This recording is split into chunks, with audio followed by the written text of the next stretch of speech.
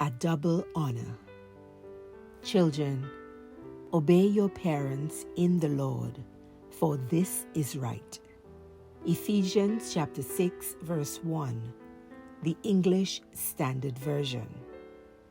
This verse-by-verse study of the Epistle of Ephesians is near the end. The Epistle of Ephesians is attributed to the Apostle Paul, who wrote to the church in Ephesus while on the house arrest in Rome. Because of the universality of the content, scholars are of the view that the Epistle of Ephesians is for all believers. Bruce McConkie shared, and I repeat in agreement, that the Epistle of Ephesians is for all the world, for Jew and Gentile, for husband and wife, for parent and child, for master and servant. It was the mind and will of God in Paul's day. It is the voice and inspiration in our day. It is an epistle of universal appeal and application. In today's text, Ephesians chapter 6, verse 1, the Apostle Paul addresses children. What he says here will be further developed in verses 2 and 3. However brief, the instructions offered in these 3 verses are valuable.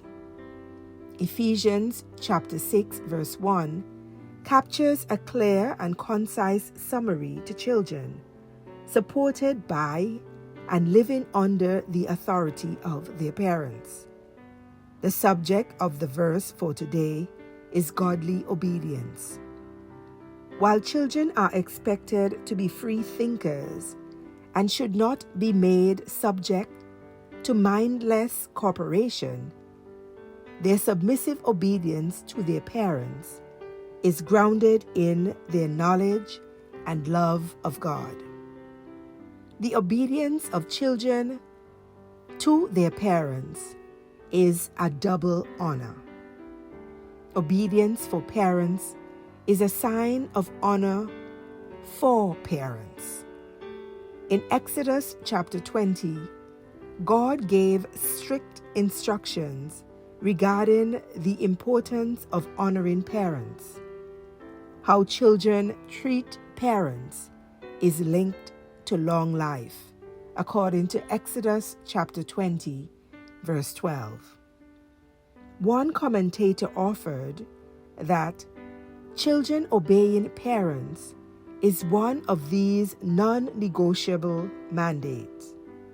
It should not be unusual to expect children to follow the instruction of their parents. Not only are the parents responsible for bringing the children into the world, but they also have a much better view of what is best for the child. Even when a parent's instructions are hard to understand, children do well to trust and obey. In this way, the parent-child dynamic is meant to be a powerful allegory for the relationship between each of us and God. Much more than honoring parents through obedience, when children obey their parents, they honor God. Honoring God is not something believers do out of a sense of obligation or duty, or to manipulate God to grant special favors.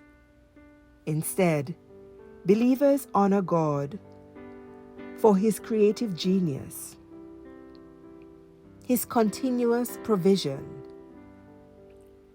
as a symbol of respect, and as an act of gratitude for the sacrificial ways in which God has loved humanity. So, if God says one should obey their parents because it is right, one complies because of the weight or value one has placed on God. Lord, it is true that as parents love and respect their children, children should obey their parents because it is right. Help us all so to do. Amen. You have been listening to Morning Manna with Reverend Bonnie EBW Smith, Superintendent of the Moravian Church Antigua Conference and Minister of Christian Education. Have a magnificent Monday. God bless you.